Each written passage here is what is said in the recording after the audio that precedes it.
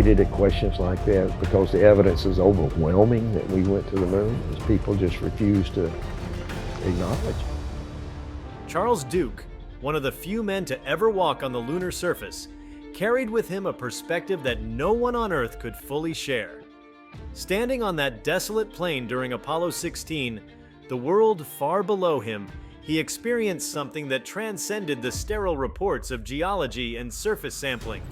Decades later, when he admitted what he saw on the moon, his revelation ignited fascination not simply because of what he described, but because it peeled back the curtain on an experience that humanity has always wondered about: what it is like to stand on another world and witness the unknown directly with human eyes.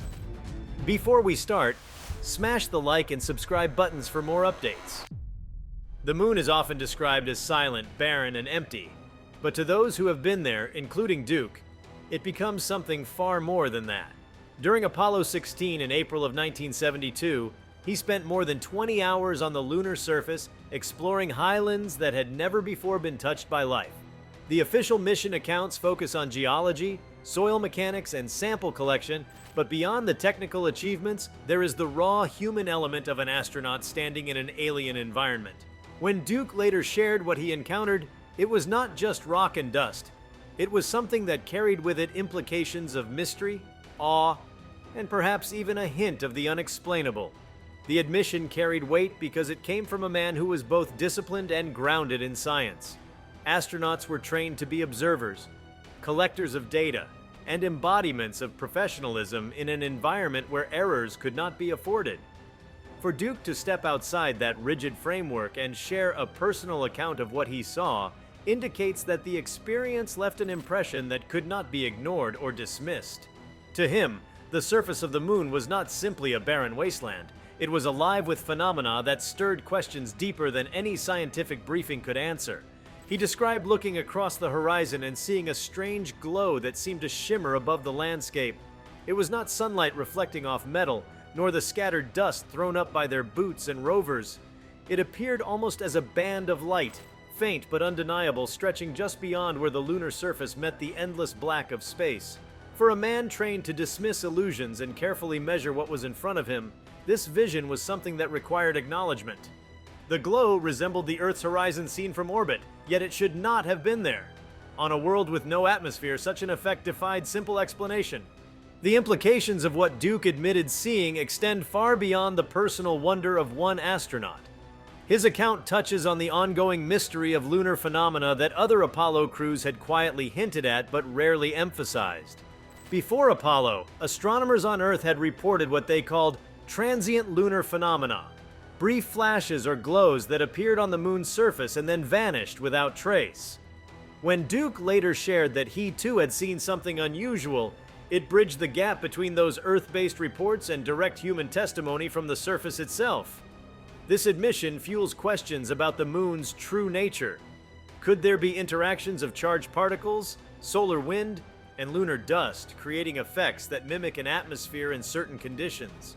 Scientists later theorized about electrostatically levitated dust forming a kind of temporary shimmering veil near the horizon. But when Duke spoke about what he saw, it was not in the language of theory.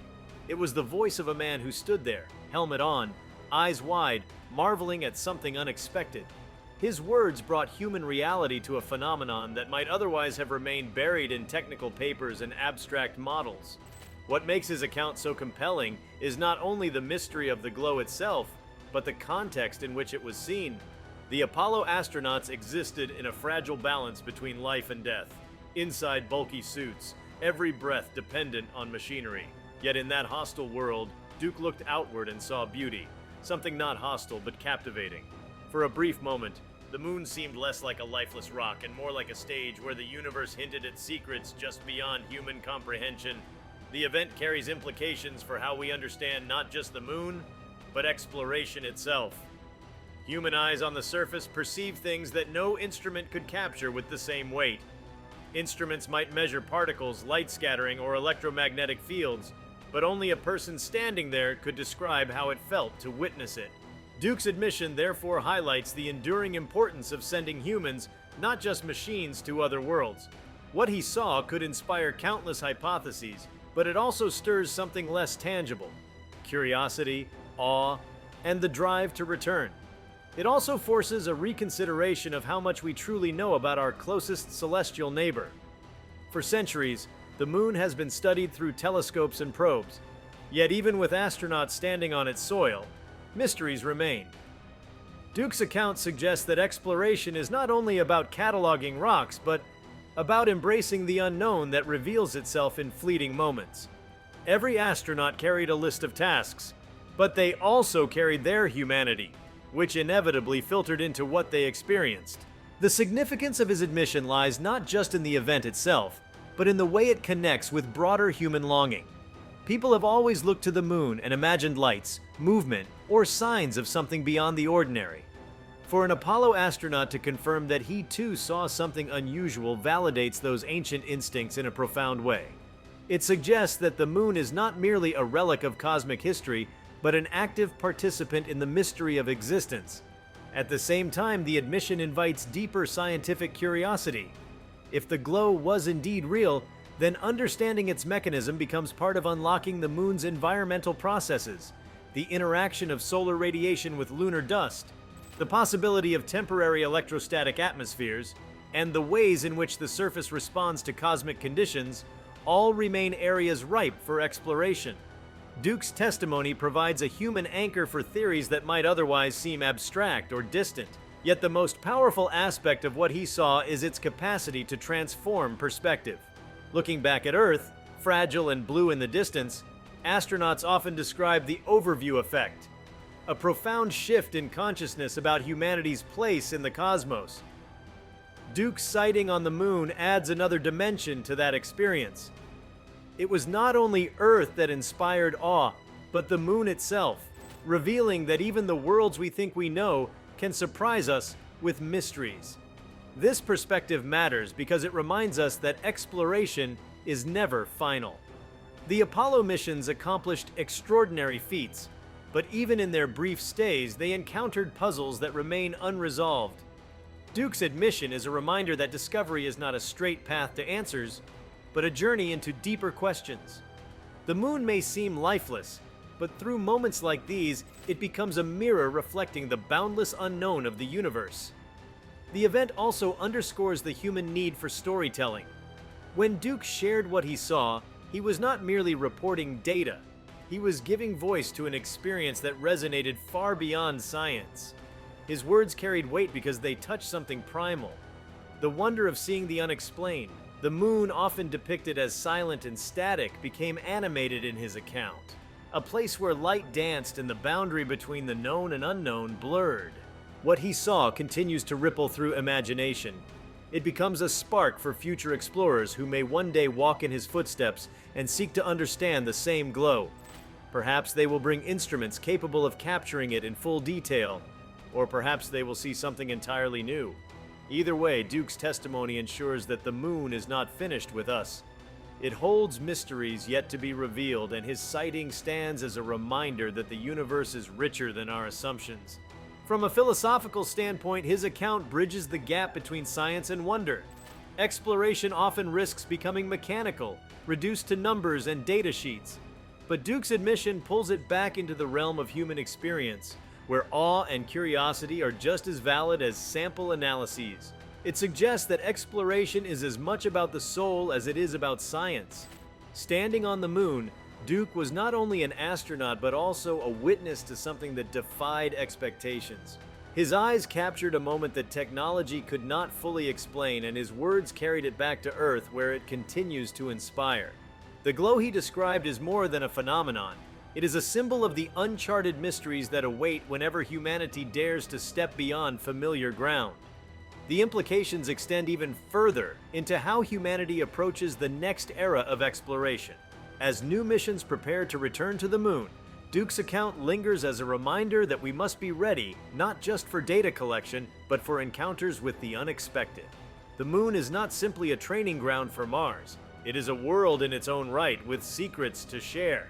His testimony urges us to listen closely when astronauts return, not just to their measurements but to their personal stories.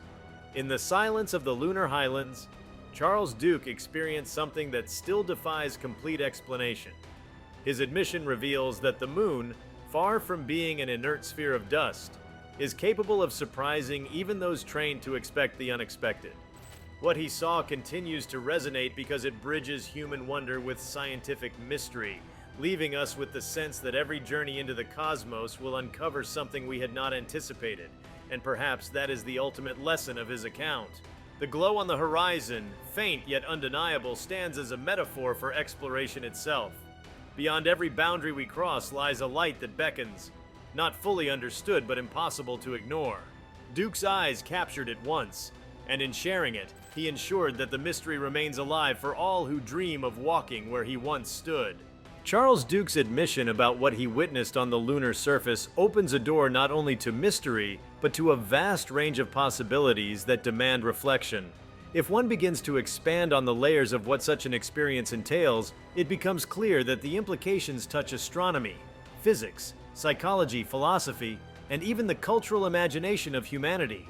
To add to what has already been shared, the subject can be unfolded in new directions that do not repeat the earlier exploration, but instead extended into fresh realms of detail and interpretation. When Duke stood on the surface of the moon, he was not simply a visitor. He was in the middle of one of the most unique natural laboratories in existence. The moon provides an environment unlike anything on Earth.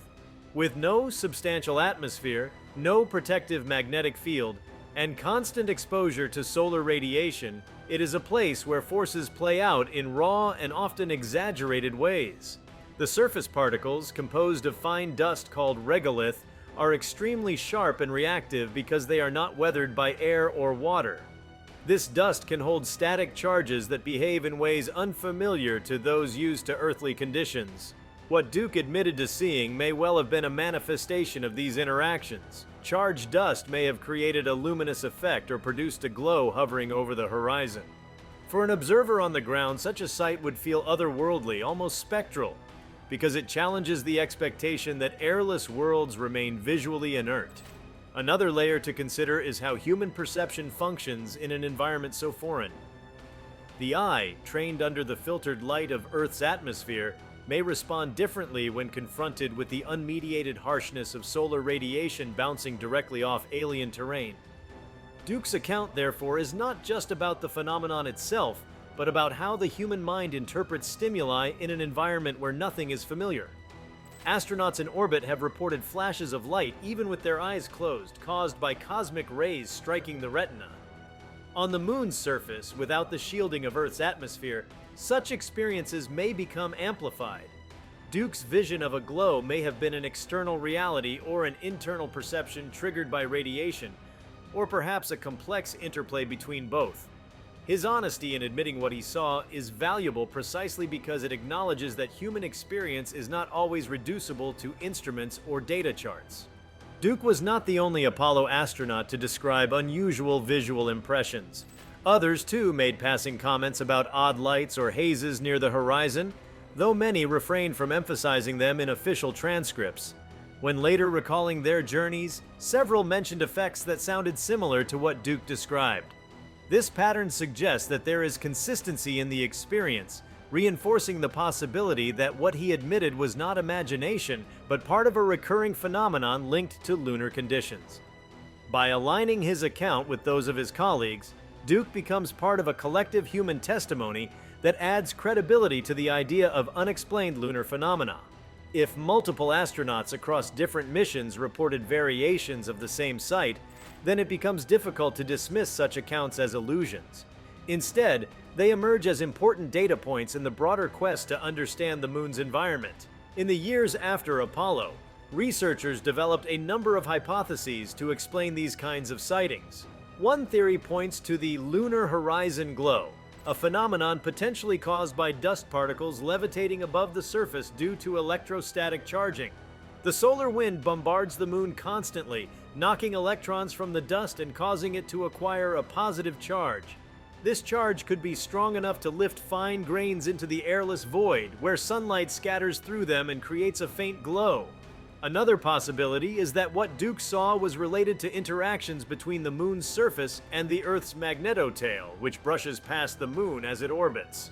This interaction could produce temporary luminous effects that only a human on the ground might notice. These scientific lines of thought do not reduce the mystery. Instead, they enrich it by suggesting that the moon is more dynamic than previously believed. Beyond physics, Duke's sighting resonates on a psychological and existential level. To stand on another world and see a glow on the horizon is to confront the possibility that reality is far more layered than expected. For astronauts, such moments can become deeply transformative.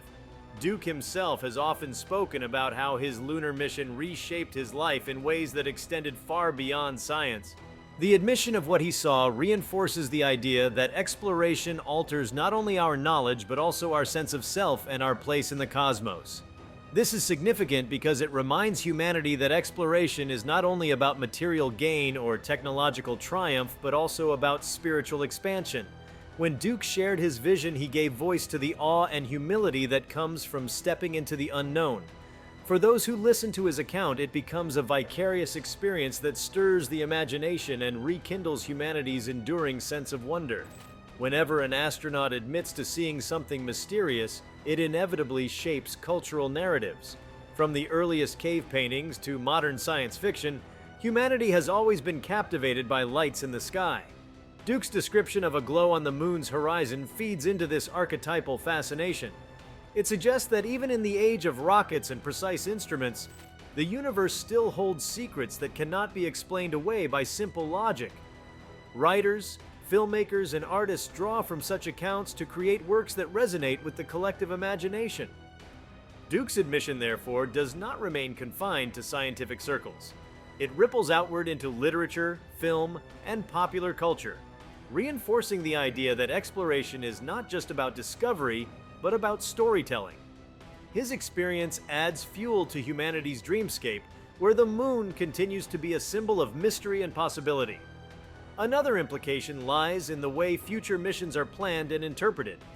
As humans prepare to return to the moon with modern technology, Duke's testimony acts as both a guide and a challenge.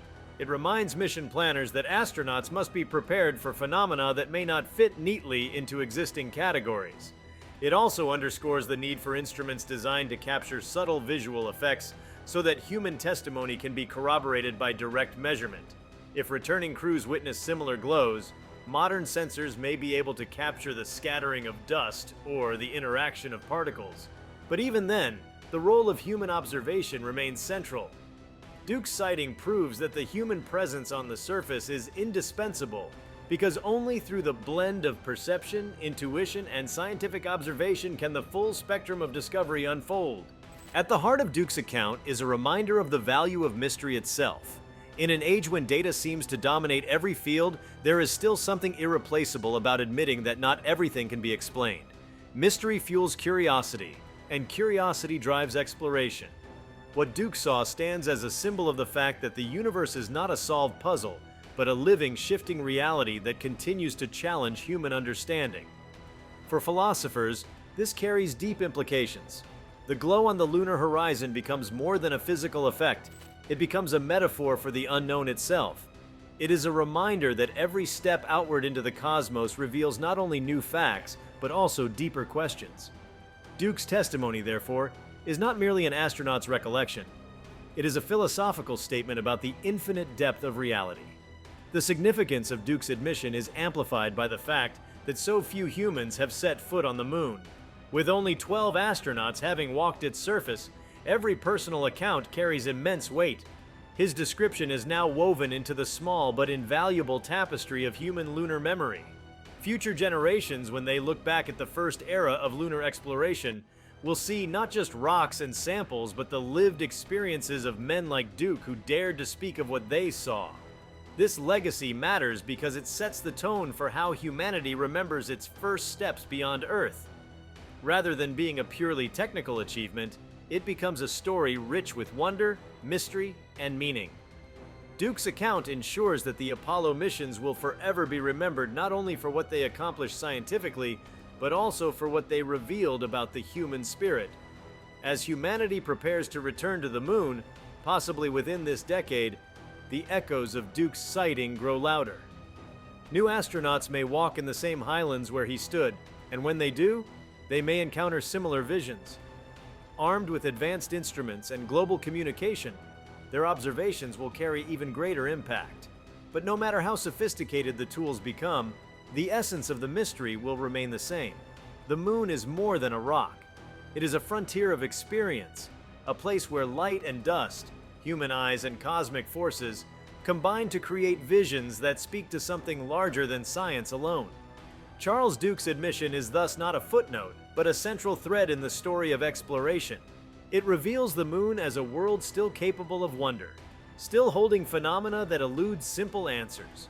What he saw continues to inspire, challenge, and guide humanity as it prepares for the next steps outward.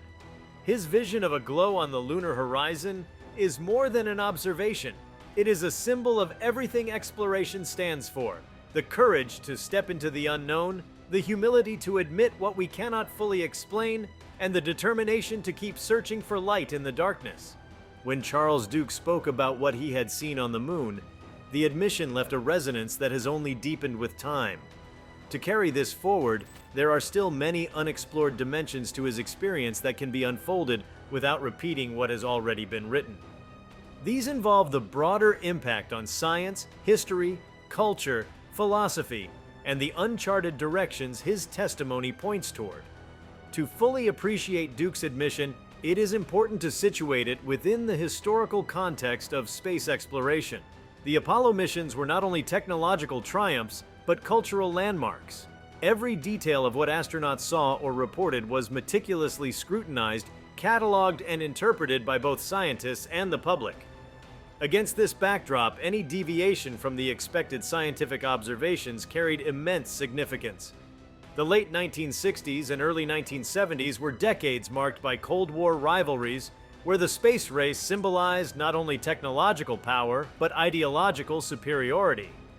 In such an atmosphere, astronauts were encouraged to present themselves as calm, objective professionals. For Duke to later share something mysterious, something that eluded explanation, adds depth to the history of Apollo by reminding us that these missions were not sterile exercises in engineering. They were encounters with the unknown, undertaken by human beings who were susceptible to awe, wonder, and confusion. When people think of the moon, they often imagine a simple, barren world. Yet Duke's description underscores that simplicity is an illusion. The moon is a complex body, with interactions between solar radiation, regolith, and electromagnetic fields, creating phenomena we are only beginning to grasp.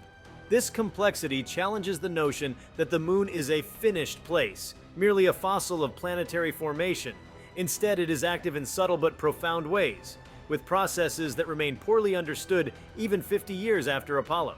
The fact that Duke witnessed something unanticipated reminds us that even the closest celestial body still holds surprises.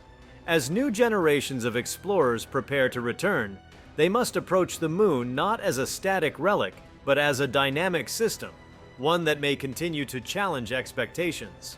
While science seeks data, exploration also engages human senses, emotions, and intuitions. Duke's sighting illustrates the irreplaceable role of human presence in exploration. Robots and probes can measure, record, and transmit, but they cannot feel. Duke's testimony is not simply a measurement, it is a human experience. The human element gives meaning to exploration in ways that extend beyond charts and equations. Standing on another world, Duke did not simply record an anomaly, he lived it. That lived quality infuses his account with richness, allowing others to connect with it emotionally and imaginatively. Without human explorers, such stories would never exist, and the moon would remain only a set of numbers on a screen. From a cosmological perspective, Duke's vision adds to the larger puzzle of how celestial bodies interact with their environment. The moon sits in a unique position, orbiting Earth while being bathed in solar and cosmic radiation. His account suggests that the moon might act as a natural screen, displaying effects that result from these interactions. The glow he saw may not have been a purely local event, but part of a larger cosmic interplay between the sun, Earth, and moon. If so, then studying such phenomena could offer insight into how planets and moons across the solar system behave under similar conditions.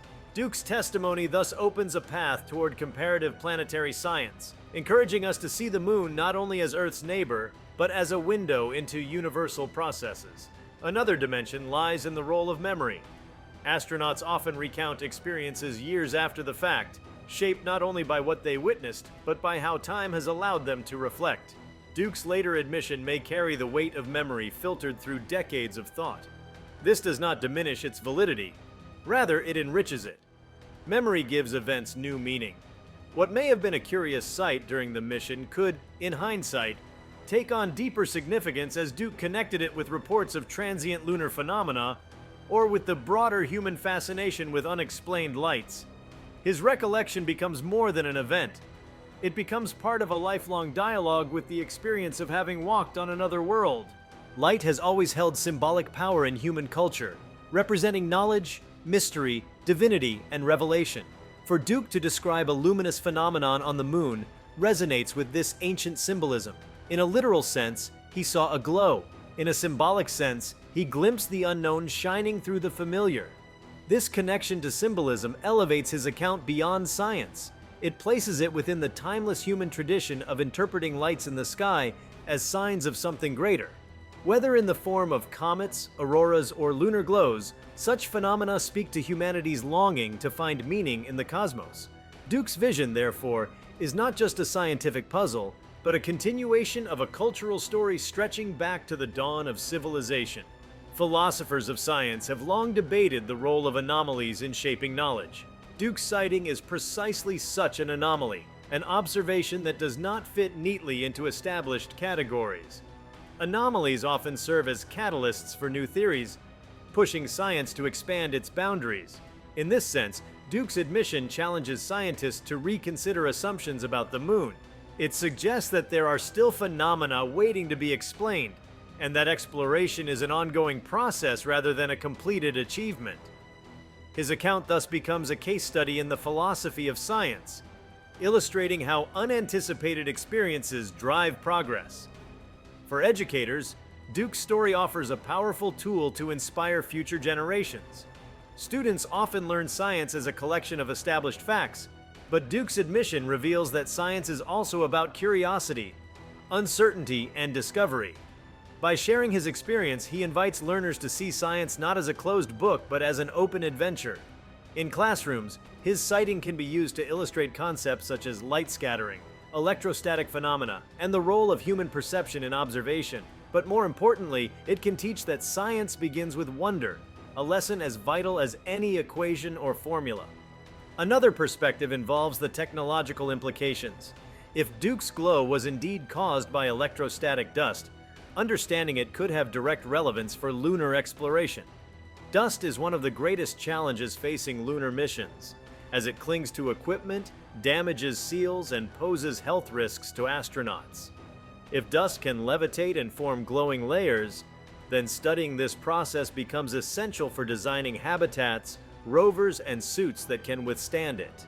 In this way, Duke's vision is not only a mystery, but also a practical concern. Future engineers must grapple with the same phenomena that astonished him, turning his experience into a guide for solving real-world problems of lunar habitation. Charles Duke's description of what he witnessed on the moon continues to open new avenues for thought, especially when considering how it intersects with fields beyond science and technology. One area of significance is how his account connects to the study of perception in extreme environments. Human perception has evolved entirely under the protective shield of Earth's atmosphere, with stable horizons, filtered light, and familiar reference points. On the lunar surface, none of these cues exist. The blackness of the sky is absolute, the horizon is stark and unbroken, and the sunlight strikes without scattering. Duke's vision of a glow can be seen as a case study in how the human mind adapts to such extreme sensory novelty. There is also the psychological effect of isolation to consider. Astronauts on the moon were profoundly alone, separated from Earth not just by distance but by the sense that nothing around them was alive. In such solitude, the mind becomes finely attuned to even the smallest changes in the environment. Duke's awareness of an unusual glow may have been heightened by this psychological state, where any deviation from the expected became magnified in importance. Rather than diminishing the credibility of his experience, This context underscores how vital human intuition is when exploring alien landscapes. On another level, Duke's sighting invites reflection on the intersection of science and art. The glow he described could easily be the subject of a painting or a piece of music, capturing the mystery of light and darkness. Throughout history, artists have been inspired by natural phenomena, auroras, eclipses, and comets, to create works that blend observation with imagination. Duke's testimony offers a new subject for this creative tradition, bringing the raw material of space exploration into the realm of human expression. If you liked this video, please give it a like and subscribe to our channel. Also, leave your comments below and tell us, what are your thoughts on Charles Duke's moon claim? Truth or exaggeration? We want to hear from you. Thank you for watching and see you next time.